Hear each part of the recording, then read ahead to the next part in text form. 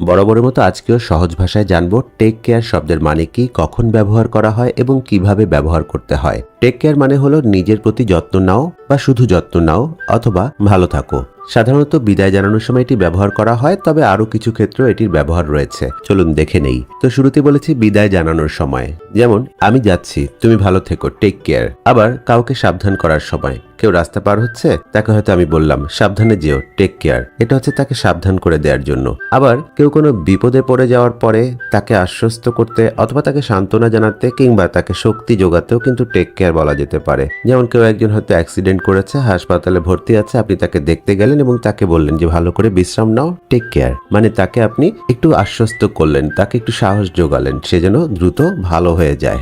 তাহলে take care মানে হলো নিজের যত্ন নিও বা সাবধানে থেকো অথবা ভালো থেকো, যা আমরা সাধারণত বিদায়ের সময় অথবা কারো প্রতি মমতা প্রকাশ করতে ব্যবহার করে থাকি। আজ এ পর্যন্তই। সবাই ভালো থাকবেন, সুস্থ থাকবেন, টেক কেয়ার।